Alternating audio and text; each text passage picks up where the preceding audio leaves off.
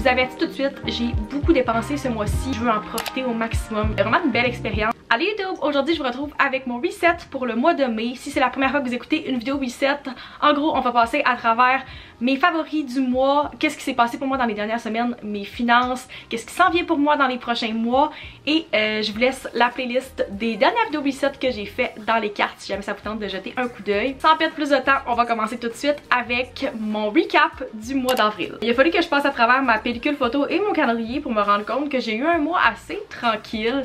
Pour plein de raisons, ma vie sociale est un petit peu au ralenti ce mois-ci. C'était assez volontaire de ma part également parce que je savais que les prochaines semaines allaient être un peu chaotiques. On en reparle un petit peu plus tard dans la vidéo. Puis mes amis étaient en pleine fin de session aussi.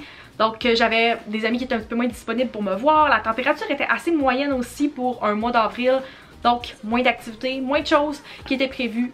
Puis c'est vraiment correct aussi, c'est normal d'avoir des mois un petit peu plus tranquilles.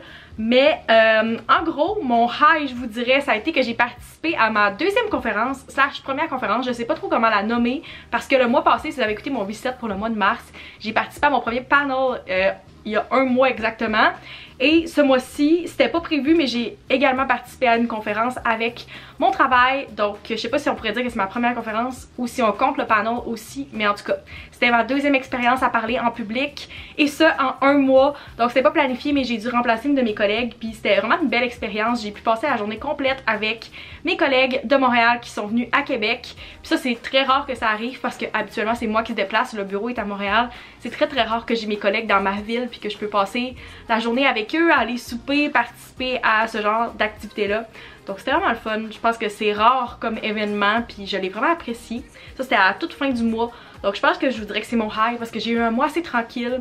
Mais c'était une belle expérience puis ça s'est super bien passé. Ensuite, si on fait un retour sur mes buts du mois d'avril, j'en avais 3. Le premier, c'était de diminuer mon temps d'écran à moins de 8 heures par jour. Et c'était un but que je m'étais donné le mois passé également, mais qui n'avait pas réussi. Et bonne nouvelle, j'ai réussi de justesse ce but-là ce mois-ci. J'ai suivi mon temps d'écran pour faire une moyenne. La dernière semaine du mois a été ma meilleure. Mais en gros, j'ai fait une moyenne tout juste en bas du 8 heures. J'ai divisé, ça donnait 7,98 heures en moyenne par semaine. Donc j'ai réussi mon but de justesse, mais je l'ai réussi. J'étais bien contente. Je sais que ça reste un très gros temps d'écran par jour. J'essaie encore de le diminuer. Je pense pas que ça va être vraiment le cas dans les prochaines semaines. Mais en tout cas, c'était un but que je voulais faire depuis longtemps. Puis je suis très contente. Peut-être qu'éventuellement je pourrais baisser en bas du 7 heures. Mais pour l'instant, j'ai réussi en bas du 8 heures puis je suis bien contente. Ensuite, j'avais comme objectif de marcher à l'extérieur 3 à 4 fois par semaine, ce qui a vraiment pas fonctionné. La température était vraiment pas propice à ça. On a eu de la neige au début du mois. Ensuite, on a eu 2 journées où il a vraiment fait beau. Puis depuis, c'était soit de la pluie ou vraiment des journées très grises, mais froides avec du gros vent. Donc je dirais que j'étais allée marcher en moyenne 2 à 3 fois par semaine, mais j'ai pas réussi mon objectif de 3 à 4 fois.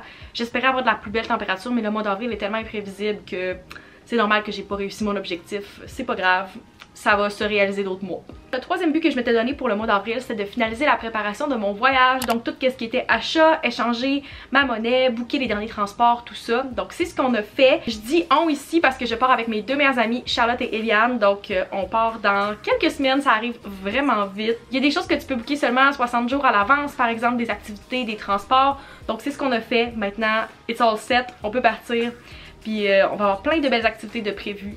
Mais ouais, ça arrive très vite. Maintenant, si on passe à la section budget de la vidéo, je vous avertis tout de suite, j'ai beaucoup dépensé ce mois-ci.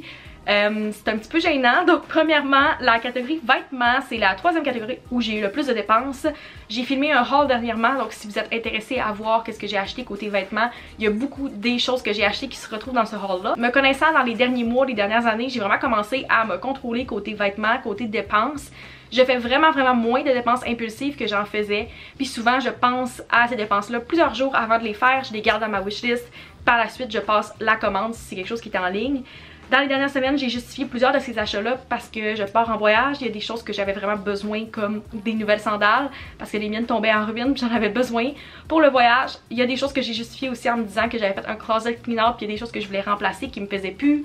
Il y a eu plein de lancements de collections de printemps puis d'été, puis j'ai eu le goût de dépenser. Là-dedans, il y a beaucoup de choses qui étaient réfléchies. J'ai vraiment pas fait beaucoup de dépenses impulsives, je vous dirais, puis ça a été spread out sur tout le mois. Je n'ai pas fait un gros shopping spree à 400$.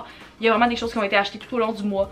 Donc il n'y a rien que je regrette là-dedans. Je suis vraiment contente de tous mes achats, mais ça fait mal de voir 472 $ le même mois dans des vêtements. La deuxième catégorie où j'ai fait le plus de dépenses, c'est la beauté. Premièrement, j'ai fait mon restock à la vente VIB de Sephora. Donc je le fais 2 fois par année, puis habituellement ça monte assez vite parce que Sephora c'est cher, il y a du skincare, il y a du maquillage là-dedans. Et l'autre chose que j'ai acheté ce mois-ci côté beauté, c'est mes 3 kits de Press-On. J'en porte un présentement. Je l'ai fait faire sur mesure par Kelly qui fait mes ongles depuis 5 ans et demi maintenant. Puis elle avait oublié de me charger ceux-là du mois d'avant, donc j'ai payé les 2 que j'ai eu au mois de mars ainsi que les 3e que je porte présentement pour le mois d'avril. Donc ça a tout été chargé le même mois, c'est pour ça que ça semble un petit peu plus cher.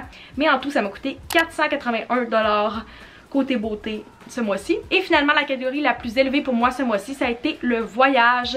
Comme je vous l'ai dit, on a réservé beaucoup d'activités et aussi des transports comme des trains ce mois-ci. Et ça inclut aussi le paiement final de un Airbnb qu'on a réservé. Au total, dans la catégorie voyage, ça m'a coûté 594 $ au mois d'avril. Voici mon breakdown ce mois-ci de dépenses. On a 38% de mes dépenses qui sont allées dans mes besoins, 31% en extra et 31% en épargne. Maintenant, si on passe à la section favoris du mois, le premier favori que je veux vous présenter, c'est le kit que je porte présentement. C'est mon matching set de Girl Crush. C'est de la collection Everyday Linen dans la couleur Terracotta. Je porte la chemise et les shorts présentement que vous pouvez pas voir, mais cette couleur-là, je la trouve incroyable. Personnellement, je trouve que cette couleur fit vraiment bien à toutes les teintes de peau, puis il est tellement confortable.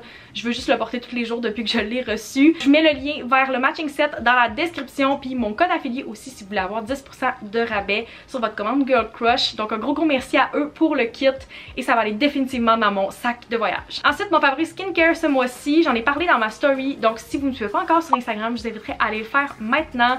C'est l'huile pure de Omi. J'utilise pas cette huile là à tous les soirs, mais je vois vraiment une différence quand je l'utilise. Ma peau est tellement plus souple, plus douce, puis ça fait vraiment une grosse différence sur l'hydratation. Des fois même en utilisant des bonnes crèmes, j'ai pas l'impression que ma peau est vraiment hydratée, mais je me réveille le lendemain puis j'ai la peau tellement douce encore, puis je dirais pas shiny mais comme radieuse. Il y a un beau shine naturel qui vient dans votre peau quand vous utilisez cette huile là. Je pense vraiment qu'elle vaut le prix. Elle est un petit peu plus dispendieuse, mais ça n'en prend tellement pas beaucoup que vous l'avez super longtemps.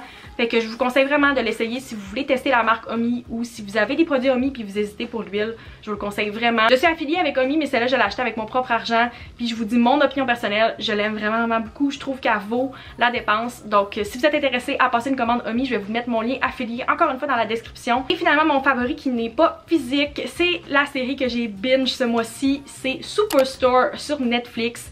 Je comprends pas comment j'ai attendu aussi longtemps pour l'écouter. Je pense que j'ai écouté le pilot l'année passée, puis j'avais jamais continué la série, et finalement, spoiler alert, je l'ai terminé en une semaine. Je suis une fan de sitcom, puis j'aime vraiment tout ce qui est léger, qui fait rire, qui s'écoute bien. Cette série-là répondait à tous mes critères. J'ai jamais binge une série aussi rapidement, je pense. Je vous conseille à 1000% d'écouter Superstore. C'est vraiment bon. Maintenant, si on passe à la dernière section de la vidéo, ce sont mes buts pour le mois de mai, mais aussi pour le mois de juin. J'aurai pas le temps de vous filmer une vidéo reset pour le mois de juin, donc j'ai tout mixé ça ensemble. Premièrement, je veux préparer mon départ pour diminuer mon stress durant et après le voyage. C'est super important pour moi. Je sais comment j'ai été stressée à mon dernier voyage avant de partir, puis je veux tout faire pour diminuer mon stress qui vient autour du voyage. Une fois que je suis en voyage, le stress est vraiment parti pour moi, mais je me rends compte, plus les années avancent, plus je stresse pour plein de choses différentes. Donc, je préfère faire le plus de choses possible pour diminuer ça, que ce soit de préparer mes vidéos vraiment à l'avance, puis pas seulement comme 2 jours avant de partir. Faire un ménage comme ça, quand je vais revenir, mon appart va être clean et j'aurai pas besoin de stresser à faire un ménage pour get my life together. Ensuite, de payer mes factures qui vont passer pendant que je suis partie. Et finalement, tout ce qui a un lien avec le travail. Donc, s'assurer que mes projets soient avancés puis qu'il n'y ait pas de choses qui peuvent se passer pendant que je suis partie. Tout faire le transfert à mes collègues de mes clients. Tous ces genres de choses-là, je veux vraiment faire le plus de choses possible pour diminuer mon stress pendant et après le voyage. Et le dernier but que je me suis donné est vraiment simple. Je veux juste profiter de chaque expérience au maximum. C'est vraiment pas un but qui est quantitatif, mais je trouve que c'est super important de me rappeler ça puis de le mettre comme but, parce que c'est facile de dire je veux du contenu, je veux avoir des beaux souvenirs de ce voyage-là, mais avant tout, je veux en profiter au maximum. Je veux profiter de chaque expérience, avoir ces souvenirs-là dans ma tête et non seulement dans mon téléphone pour tout le reste de ma vie. Puis c'est un voyage que j'attends depuis super longtemps. C'est un voyage que je fais avec mes 2 meilleures amies. Ça risque d'être le seul voyage comme celui-là pour moi, donc je veux vraiment en profiter. Je suis jeune, je suis dans le début de ma vingtaine, puis c'est le moment d'en profiter puis de faire ce genre d'expérience-là. Fait que je me suis donné ça comme but, c'est très simple, mais c'est vraiment qu'est-ce que je veux garder en tête dans les prochains 2 mois. C'est tout pour la vidéo, j'espère que vous avez apprécié ce reset. Comme j'ai dit, je filmerai pas de reset pour le mois de juin, mais je vais être back pour le mois de juillet, puis je vais pouvoir vous faire plein de vidéos par rapport à mon voyage. Je vous filme entre autres un pack with me, je vais aussi vous filmer un breakdown de mon budget en voyage, donc tout ce genre de choses là s'en viennent dans les prochaines semaines. J'espère que vous avez apprécié, n'oubliez pas de vous abonner si ce n'est pas encore fait, et on se retrouve dans une prochaine vidéo. Bye!